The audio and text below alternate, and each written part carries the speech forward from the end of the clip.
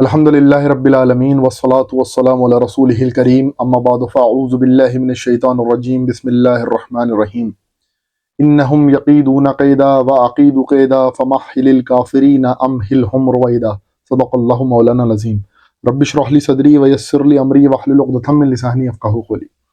سامعین اکرام، سیرت النبی علیہ الصلوۃ والسلام کی سیرت جو سیریز آپ کے سامنے لا رہا ہوں، اس کا 10واں پارٹ لے کے حاضر ہوا۔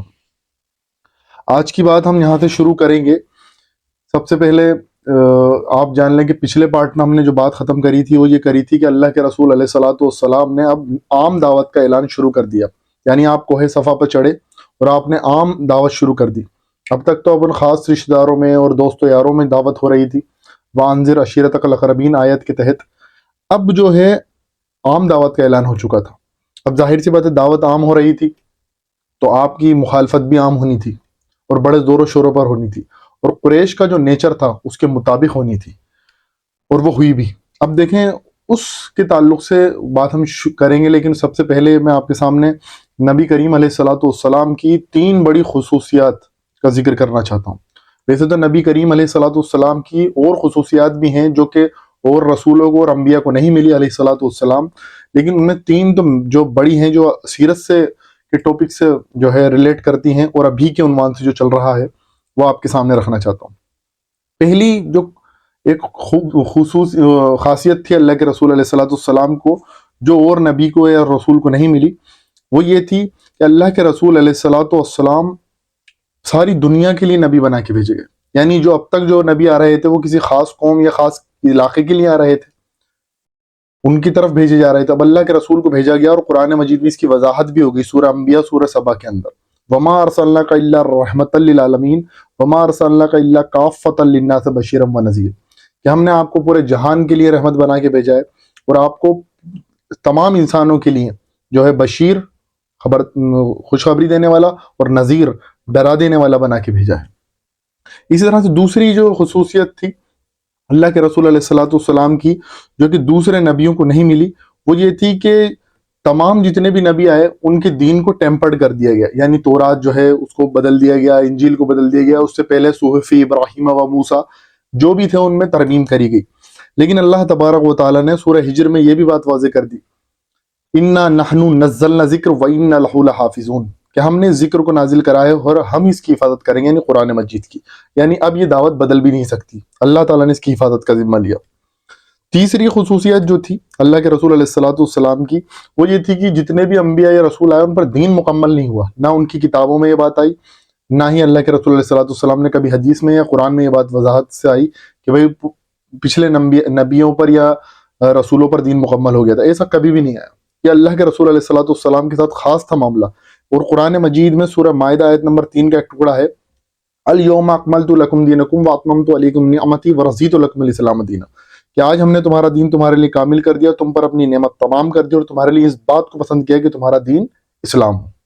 یہ 3 خصوصیات اللہ کے رسول علیہ الصلوۃ والسلام کی تھی، اور اللہ کے رسول علیہ الصلوۃ والسلام چونکہ خاتم النبیین ہیں تو آپ کو اس مشن کو پورا بھی کرنا تھا، اس کام میں لگنا تھا۔ اللہ کے رسول علیہ الصلوۃ والسلام بڑی فکر میں بھی رہتے تھے۔ اب دیکھیں، جب آپ نے دعوت کا عام اعلان کرا تو ظاہر سی بات ہے کہ آپ کی دعوت پر جو ہے دبا کچلا طبقہ، غلام، عورتیں اور وہ پچھڑا سماج جو کہ وہاں پر قریش کی اجازت سے رہ رہا تھا، ان سب کو جو ہے ان کو لگا کہ اسلام تو ہماری نجات ہے ہمارے لیے، تو انہوں نے اسلام قبول کرنا شروع کرا۔ جن پر قریش ظلم ستم کرتے تھے، ظلم کے جو لوگ شکار تھے، انہوں نے اسلام قبول کرنا شروع کرا۔ اور آج بھی دور کے اندر آپ دیکھ لیں، ہمارے جو ہندوستان کے اندر بھی آپ دیکھ لیں، جہاں پر بھی کسی برادری کے اوپر، کسی پچھڑے ہوئے ورگ کے اوپر ظلم ستم ہوتا ہے تو وہ یہی کرتے ہیں، آخری میں یہی ہوتا ہے کہ وہ اسلام قبول کرتے ہیں اور اسلام کی شرح میں آ جاتے ہیں۔ تو قریش کو یہ بڑی بات ناگوار لگ رہی تھی، وہ دیکھ رہے تھے ٹھیک ہے اپنے رشتہ داروں میں کام کر رہے، بنو ہاشم میں، بنو عبد المطلب میں، ٹھیک ہے چلو چلنے دو، بنو مطلب میں کر رہے ہیں، ٹھیک ہے چلو چلنے دو، لیکن اب ان کی دعوت تو بوسٹ ہو رہی ہے، لوگ اس کو قبول کر رہے ہیں۔ اب کریں کیا؟ بنو ہاشم بڑا جو ہے بڑا خاندان ہے، دوسرا جو ہے ابو طالب بھی ایک قداور شخصیت ہے بنو ہاشم کی، تو ان کا بھی مخالفت نہیں کری جا سکتی۔ تو جو یہ پہلے کا دور تھا، 3 سال جو خاموشی سے دعوت چلی ہے، اور اس کے بعد 3 سے 5 سال، 3 سے 5 نبی، 1 سے 3 نبی اور 3 سے 5 نبوی. اب یہ 3 سے 5 نبوی کا دور ہے. اس میں جو ہے انہوں نے کئی طرح کے حربے بدلے قریش نے, اور ان کو اللہ کے رسول علیہ الصلوۃ والسلام کی دعوت کو ڈیمیج پہنچانے کی کوشش کری. لیکن اللہ تبارک و تعالیٰ نے, جسے میں قرآن مجید میں سورہ الطارق کی آخری کی آیات آپ کے سامنے تلاوت کری, اس میں اللہ تبارک و تعالیٰ کہتے ہیں انہم یقیدون قیدا واقید قیدا فمہل الکافرین امہلہم رویدا, کہ یہ لوگ کافر ایک چال چل رہے, قید یعنی چھپی ہوئی سازشیں کر رہے. اللہ تبارک و تعالیٰ بھی ایک پلاننگ, ایک تدبیر میں لگا ہوا ہے. اور نبی انہیں کچھ دیر کے لیے چھوڑ دو, انہیں موقع دو ان کافروں کو. فمہل الکافرین امہلہم رویدا, اور اللہ کے رسول علیہ الصلوۃ والسلام کو ڈھنڈس بھی باندھا جا رہا تھا بار بار. اب دیکھیں قریش نے دیکھا کہ اب حج آنے والا, حج تو ابراہیم علیہ السلام سے چلا آ رہا تھا, اس کی شکلیں بگڑ گئی تھی, تو انہوں نے سوچا حج تو آ رہا ہے, اب کریں کیا. اب حاجی آئیں گے تو یہ حاجیوں میں بھی دعوت کریں گے, اور پھر یہ دعوت باہر جائے گی. تو انہوں نے ایک میٹنگ بلائی, اور اس میٹنگ کا جو صدر بنایا میٹنگ کا, وہ ولید بن مغیرہ تھا. اور یہ ولید بن مغیرہ وہی ہے جس کا سورہ مدثر کے اندر تذکرہ آیا, جو کہ واقعہ میں آپ کے سامنے بیان کر رہا ہوں. اور یہ ولید بن مغیرہ وہی تھا جو خالد بن ولید کا باپ تھا رضی اللہ تعالیٰ عنہ. خالد بن ولید جنہوں نے کئی جنگیں لڑی اور کسی جنگ میں شکست نہیں کھائی, اسلام کی سیف اللہ جنہیں کہا گیا, ان کا باپ تھا ولید بن مغیرہ. تو اس کو بلایا اور ایک جو ہے میٹنگ بلائی گئی, اور اس کو صدر بنایا گیا. سب نے مشورے دیے, ایسے کرتے ہیں, دیکھو حاجی آ رہے ہیں تو اب کریں کیا. ایسا کرتے ہیں کہ انہیں پاگل ٹھہرا دیتے ہیں. تو ولید بن مغیرہ کہتا ہے ارے پاگل تو الگ ہی دکھتا ہے کوئی آدمی, ایسے تھوڑی محمد جو ہے صلی اللہ علیہ وسلم پاگل تھوڑی لگتے ہیں. پھر کسی نے کہا ایسا کرتے ہیں کاہن بول دیتے ہیں. جو کہا نہیں, کاہن کی بھی یہ باتیں نہیں ہوتی. جو کہا پھر ایسا کرتے ہیں شاعر بول دیتے ہیں. جو کہا دیکھو شاعری ہم بھی کرتے ہیں, ہم نے بھی شاعری سنی ہے, قرآن مجید جو بیان کر رہے ہیں یہ شاعری نہیں ہے. اس طرح سے انہوں نے کہا ایسا کرتے ہیں ساحر یعنی جادوگر. اس پر بھی اس نے جو ہے جو کہا نہیں یہ بھی ٹھیک نہیں ہے, یہ بھی ٹھیک نہیں ہے. سب باتوں کا رد کر رہا تھا.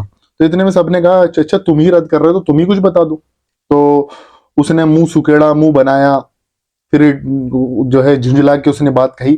یہ سورہ مدثر میں اللہ تبارک و تعالیٰ نے اسی طرح سے بیان کرا, اور اس کے لیے بہت خطرناک وعید آئی ہے, وہ آپ خود پڑھیے گا. اب دیکھیں نسبت جو ہے وہ نجات نہیں دلا سکتی. خالد بن ولید کے باپ تھا یہ ولید بن مغیرہ, لیکن نجات نہیں ہوگی, کیونکہ باپ کا وزن جو ہے بیٹا نہیں ڈھوئے گا, اور بیٹے کا وزن باپ نہیں ڈھوئے گا. آپ کو اور مجھے اپنے اعمال خود کر کے جانے پڑیں گے. ہمارے یہاں تو یہ ہوتا ہے, آپ دیکھیں کہ بندہ جس نے زندگی بھر قرآن نہیں پڑھا اور وہ مر گیا, جس نے کبھی قرآن کھول کے دیکھا نہیں, جس کو قرآن کھول کے دیکھنے کی توفیق نہیں ہوئی, اب وہ بھی جو ہے اس کی میت پر قرآن پڑھے جا رہے ہیں. بھائی اس سے کیا فائدہ حاصل ہونا ہے. آخر میں اس نے منہ سکڑا اور کہا کہ ایسا کرتے ہیں چلو ساحر ہی کہہ دیتے ہیں, یہ سب سے قریب ہے ان کی مخالفت کے اندر, یعنی جادوگر کہہ دیتے ہیں, کیونکہ ان کی باتوں کے اوپر لوگ فوراً عمل پیرا ہو جاتے ہیں. تو ایسا کہہ دیں گے بھائی جادوگر ہے, کوئی پھونک مار دیتا, معاذ اللہ ثم معاذ اللہ استغفر اللہ. اب جو لوگ حج پر آتے تو اب اللہ تبارک و تعالیٰ نے ان کے ذریعے ہی دعوت کا کام شروع کروا دیا, کافروں کے ذریعے. اب وہ کیسے, یہ بیڈ پروموشن کرا انہوں نے, پیڈ نہیں بیڈ پروموشن, یعنی آپ دیکھیں گے برا پرچار کرا. اور اللہ کے رسول علیہ الصلوۃ والسلام اس ذریعے فیمس ہونے لگے. یہ لوگوں کے پاس جاتے اور کہتے دیکھو ہمارے یہاں پر جو ہے محمد ہے, وہ پہلے سمجھدار تھا, معاذ اللہ وہ جو ہے اب ساحر ہو گیا ہے, جادوگر ہے, وہ آپ کو کچھ بولے گا تو آپ اپنے کانوں میں روئیاں ٹھوس لے, اس کی باتیں نہ سنیں. اب کچھ لوگ تو ٹھیک تھا, لیکن جو زیادہ تر عرب کے جو لوگ تھے وہ کہ ہمارے معاشرے کی طرح بند دماغ نہیں تھے, بھوٹی عقل والے نہیں تھے. اب انہوں نے تو کہا ارے ٹھیک ہے, ہم بھی سمجھدار ہیں, دنیا کے ہم نے بھی سارے ساون دیکھے ہیں, ٹھیک ہے ساون ہم نے بھی دیکھا ہے, چھوڑو. تو جستجو جاگ گئی اور اللہ کے رسول کو تلاش کرنا شروع کرا. اب اس کے ذریعے کیا ہو رہا تھا, ایک تو بیڈ پروموشن کر رہے تھے, اس سے اللہ کے رسول فیمس ہو رہے تھے. حاجی جو جتنے اللہ کے رسول جن لوگ ہیں دعوت لے کے خود نہیں جا پاتے, اس سے زیادہ لوگ تو اللہ کے رسول کے پاس آ رہے تھے ان کی وجہ سے. دوسری بات, اب یہ لوگ جب باہر جائیں گے تو وہ باہر ظاہر سی بات ہے اپنے علاقوں میں بھی وہ بات بتائیں گے کہ ایسا کوئی شخص ہے جس نے رسالت کا دعویٰ کرا ہے. تو اللہ کے رسول کی دعوت یہ مکہ سے باہر پہنچنے لگی. ابھی سے ہی دعوت یہ یثرب کے باہر جانے بھی لگ گئی. اسی وجہ سے کئی صحابہ اس وجہ سے بھی ایمان لائے ہیں, باہر سے آئے ہیں. اللہ کے رسول علیہ الصلوۃ والسلام کی دعوت پہنچنے لگ گئی تھی. جو بیت عقبہ اولیٰ ہوئی ہے, بیت عقبہ ثانیہ ہوئی ہے, اس کے پیچھے کا پس منظر بھی اسی طرح کا ہے. لیکن یہ دعوت تو پھیل رہی تھی, ظاہر سی بات ہے اللہ تبارک و تعالیٰ کی دین کی دعوت ہے, اس کو تو روک نہیں سکتے تھے. اللہ تعالیٰ نے کہہ دیا کہ یہ لوگ اپنی منہ کی پھونک سے اللہ کے نور کو بجھانا چاہتے ہیں, اور اللہ تعالیٰ اپنے نور کو پھیلانا چاہتا ہے. سورہ صف میں آیا اللہ تبارک و تعالیٰ نے کہا. اسی طرح سے آپ دیکھیں گے پہلا پلان تو انہوں نے سوچا, اب اس کے بعد ایسا کرتے ہیں مذاق اڑاتے ہیں, ان کا مذاق اڑایا گیا. اللہ کے رسول علیہ السلام کو کہا کہ یہ تو باولا ہو گیا ہے معاذ اللہ، یہ تو ابھی اچھا خاصا سمجھدار بندہ تھا۔ ہر نبی کے ساتھ، ہر رسول کے ساتھ اس طرح کا ہی معاملہ ہوا ہے۔ جب بھی اس نے اللہ کے رسول کی دین کی دعوت دی ہے، ان کے ساتھ یہی پریشانیاں آئی ہیں، جو کہ آپ دیکھیں گے ورقہ بن نوفل، خدیجہ بنت خویلد رضی اللہ تعالیٰ عنہ، اللہ کے رسول علیہ السلام کی زوجہ کے بھائی جو تھے کزن، انہوں نے بھی پیشن گوئی کر دی تھی یہ لوگ آپ کی مخالف بن جائیں گے۔ پہلے مذاق اڑایا، پھر دوسرا پلان کھیلا، کیسے کرتے ہیں کہ کلام میں جو ہے شک پیدا کر دیتے ہیں۔ وہ شک پیدا کرنے کی کوشش کری کہ نہیں یہ تو شاعری ہے وغیرہ، لیکن اس میں بھی یہ کامیاب نہیں ہوئے۔ ان کو چیلنج دی گئے ایسی ایک صورت بنا کے لا دو، ایک صورت، وہ بھی نہیں بنی ان سے۔ لڑنے کو تیار، مرنے کو تیار، مارنے کو تیار، لیکن ایک صورت بنا کے لانے کو تیار نہیں۔ حالانکہ عربوں کو اپنے کلام پر، اپنی زبان پر بہت فخر تھا۔ فخر بھی غلط لفظ ہے، بلکہ کہنا چاہیے گھمنڈ تھا، اور یہ دوسروں کو اجمی کہتے تھے، اجمی یعنی گونگے۔ پھر انہوں نے جب یہ دیکھا کہ پلان بی بھی فیل ہو رہا ہے، تو انہوں نے ایسا کرا کہ قرآن کے کاؤنٹر میں تو کوئی دعوت لائی نہیں جا سکتی، مطلب اس کو تو رد نہیں کرا جا سکتا، اس کی ایسی دعوت تو نہیں لائی جا سکتی۔ ایسا کرتے ہیں کہ قرآن کی دعوت کو چھپا دیتے ہیں۔ ہمارے یہاں بھی ہو رہا ہے۔ اب اگر آپ ذرا زور ڈالیں گے اپنے اذہان پر، تو آپ کو پتہ لگے گا کہ ہمارے معاشرے میں بھی ہوتا ہی کہ نوجوانوں کو دور رکھا جائے، نوجوان ایلیٹ طبقہ جو ہے ان کو دور رکھا جائے، با اثر طبقہ جو ہے اس کو دور رکھا جائے قرآن کی دعوت سے۔ تو ایک تھا نظر بن حارث نام کا ایک شخص، اس نے وہ باہر گیا، عیسائیوں سے قصے کہانیاں سنے، ایک طرف قرآن کی دعوت ہو رہی ہے، دوسری طرف خود اپنی دعوت لے کے بیٹھ گیا۔ آج بھی ہوتا ہے، ایک طرف درس قرآن ہو رہا ہے، دوسری طرف جو اپنی کتاب لے کے بیٹھ گئے۔ اللہ کی کتاب سے بڑی کتاب، اللہ کی کتاب کے سامنے دوسری کتاب رکھ دینا کتنی بڑی بات ہے۔ پھر یہ دعوت بھی ظاہر سی بات ہے فیل ہونی، تو قرآن کے سامنے تو کوئی دعوت آنی نہیں تھی، یہ تو ایک سیلاب تھا جو کہ رکنے والا نہیں تھا۔ اس کے بعد پلان 4 شروع کرا انہوں نے۔ یہ 3 سے 5 نبی کا دور ہے۔ پلان 4 شروع کرا کہ مصالحت کر لیتے ہیں، یعنی پیچ اپ ہو جائے کسی طرح کا، پیکٹ ہو جائے کسی طرح کا، کوشش کری۔ تو کچھ لوگ تھے، 4 لوگ بڑے، وہ گئے، یعنی اسود بن مطلب، امیہ بن خلف، ولید بن مغیرہ، یہ ولید بن مغیرہ وہی ہے، اور عاص بن وائل۔ یہ 4 لوگ گئے اللہ کے رسول علیہ السلام کے پاس، اور اللہ کے رسول کو کہا کہ محمد علیہ السلام کہ تم ایسا کرو کہ ایک دن ہم تمہارے خدا کی بات کرتے ہیں، ایک دن تم ہمارے خدا کی عبادت کر لو۔ اللہ کے رسول نے منع کر دیا۔ انہوں نے کہا چلو دیکھو 360 بت ہیں تو 60 کی عبادت کر لو۔ اللہ کے رسول نے صاف منع کرا۔ اسی طرح سے اور جو اللہ کے رسول علیہ السلام کے ساتھ مصالحت کا معاملہ ہے کہ ایک سال ہم ہمارے خدا کی، ایک سال تمہارے خدا کی، لیکن اللہ کے رسول نے کوئی جو ہے ان سے پیکٹ نہیں کرا۔ حق اور باطل میں کوئی پیکٹ نہیں ہو سکتا، صاف طور پر منع کر دیا۔ اور اس کے لیے سورہ کافرون نازل ہوئی، قل یا ایھا الکافرون، یا آپ اس کا مطالعہ کریں۔ میں جو بیچ بیچ میں آپ کو جو ہے یہ بھی بتاتا چل رہا ہوں کہ سورت کا پس منظر کیا ہے، یہ بھی آپ کے سامنے واضح ہوگا۔ سورہ کافرون کا پس منظر یہی ہے۔ تو یہ قریش کی کچھ سازشیں تھیں جو چل رہی تھیں۔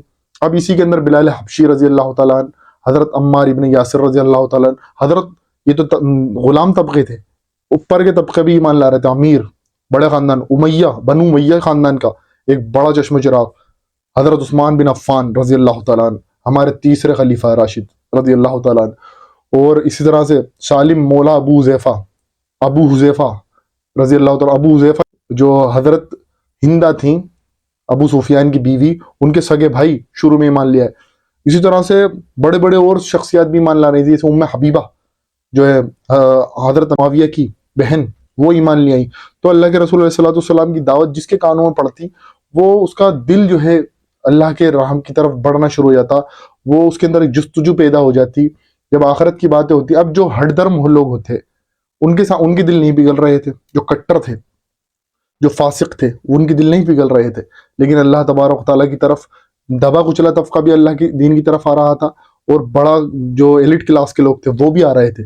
اس کے بعد کی جو 5واں ان کا پلان، جو 5 نبی سے لے کے تقریباً 10 نبی تک چلا ہے، اس کا ذکر انشاءاللہ نیکسٹ ویڈیو میں آپ کے سامنے کروں گا۔ اللہ تبارک و تعالیٰ ہمیں کہنے سننے کے ساتھ ساتھ عمل کی توفیق عطا فرمائے۔ وآخر دعوانا ان الحمد للہ رب العالمین۔